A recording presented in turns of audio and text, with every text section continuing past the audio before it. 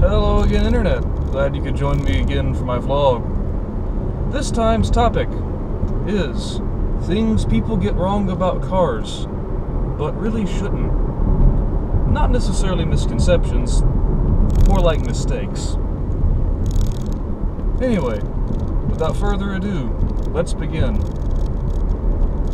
I'm sure you all have the friend, or at least I had several of them, that when they got their car, they did not know what engine was in it.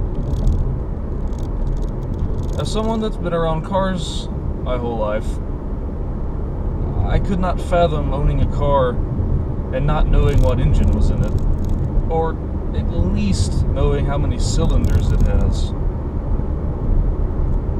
Sure, if you get some cars, they might have multiple options of engines with the same number of cylinders, and the previous owner may not have known. That's different. It's not quite so bad. But if you buy a car, please find out how many cylinders it has. And for my friends who are watching this out there, I'm talking about you. Sorry, but you are better now. You don't do that anymore.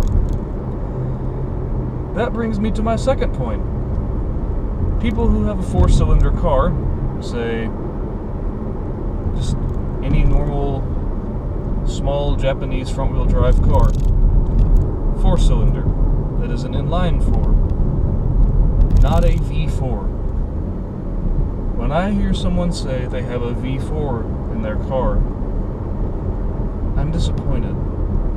Because unless you have some strange European car made in like the 1960s, it's not a V4. It's an inline 4, or if you have a Subaru or a Volkswagen, or I guess Porsche too, it's a flat 4. Moving on. Next, old cars are not safer than new cars. People think that. They're not. If you get in a wreck in an old car, the car's fine, and you're dead. If you get in a wreck in a new car, the car's destroyed, and you walk away. Usually. I know there are exceptions. Old cars have more strength in different places, and honestly they might be safer in rollover crashes if you don't fly out of the seat and go through the windshield. Yeah. Okay. Next. Just because your car registers 160 miles an hour does not mean it will go that fast. And by register, I mean the top number on the speedometer.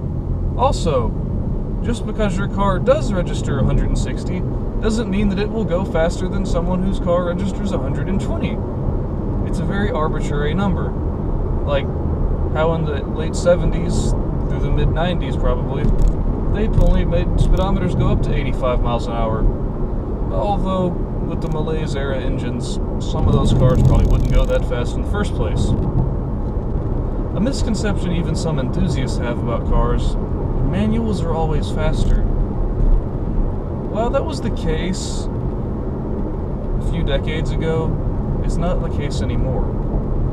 Sure, a manual might be faster than a regular torque converter automatic around a road course, but there's very little chance that two engines with the same horsepower, one with an automatic and one with the manual, that the manual will be faster down a drag strip.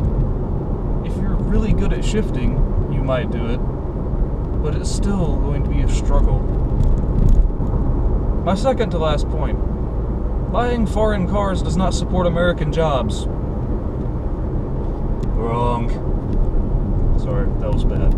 Anyway, that is incorrect. Most foreign car manufacturers that sell cars in the United States have factories here. There are Nissan factories, Honda factories, Mercedes, BMW, etc. The list goes on. I don't need to name them all off. You probably know. My final thing that drives me crazy that people get wrong about cars and shouldn't is very biased, but misspelling Camaro. There is no E in Camaro. None. Nor has there ever been. Where did it come from?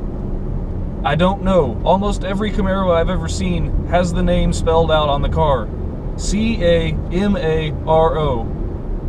Maybe that's why Mike and Ed from Wheeler Dealers said Camaro instead of Camaro, to fix the freaking misspelling. I don't know.